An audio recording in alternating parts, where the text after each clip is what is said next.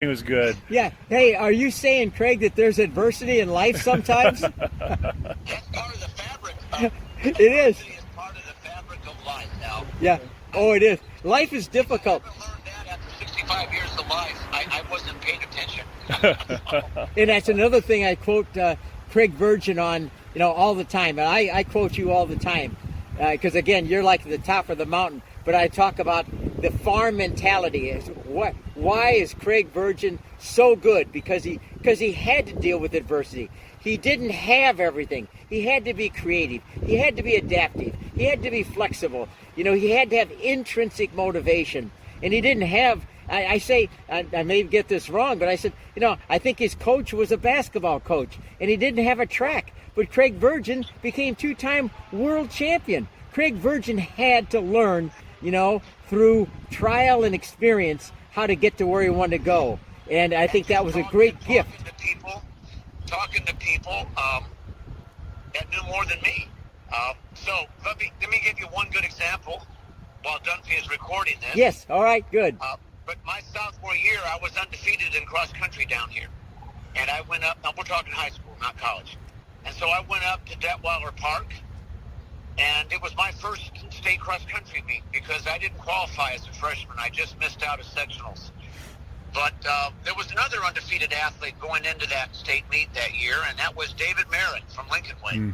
Yes. And what I didn't realize that not only was he the best runner in Illinois, he was the best high school distance runner in the whole country that year. Well, but I didn't let a little thing like that stand in the way of my ambition. Little thing. I said, hell, I can beat him. He puts his shorts on the same way as I do. Yes. And so I trained hard, and I did, and I trained hard that season and pushed myself to my limits, and then went up there to the state meet, and I went out with that son of a gun. And somewhere between a mile and a quarter and a mile and a half, he dropped me. And then I ran tied for second with a guy named Dan Pittenger, I believe, could have been from a Maine school. I don't know, Dan Pittenger, I believe.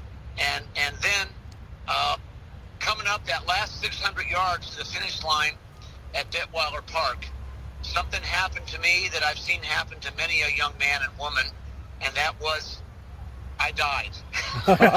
Big time. And I went from tied for second to sixth place. Yeah. Even a former NCC guy passed me. Scott Barrett passed me. Oh, yeah. In that last 600. And I staggered into that finish line, fell to my knees, was crying, sobbing, sick to my stomach, sick to my heart, sick to my mind.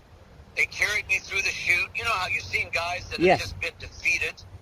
And so when I finally got my wits together, I was putting on my clothes, and I looked over, and there was Dave Merrick and his family, and I walked over and I said, Mr. Merrick, do you mind if I warm down with you?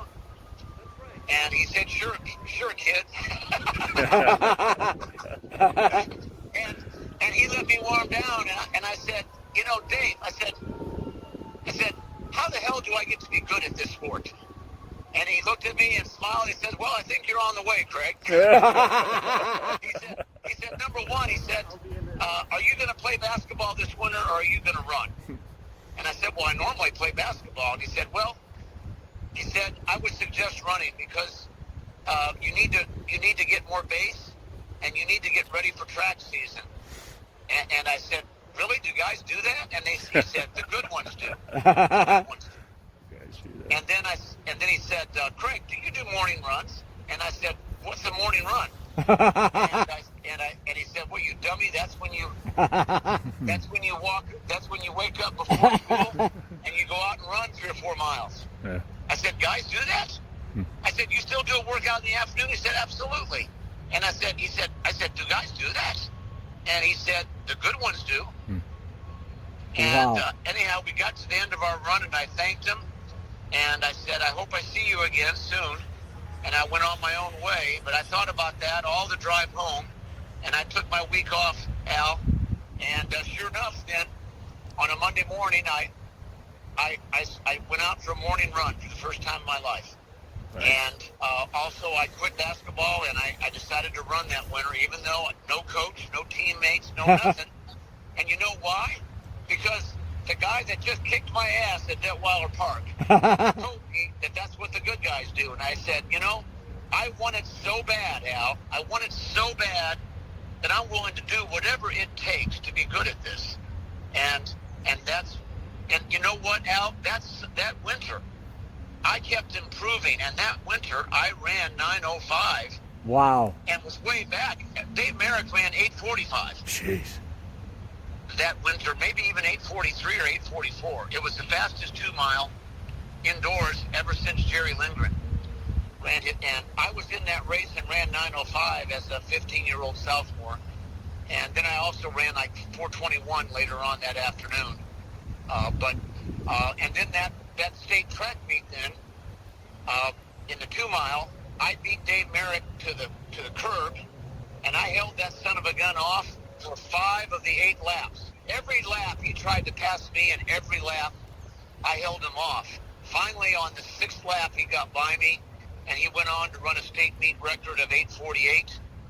But I didn't fade this time, Al. I didn't fade. I ran 57. And you know why, Al? Because I had the base behind me. Oh, right. I had the base from that whole winter and all those morning runs, and everything that Dave Merrick told me came true.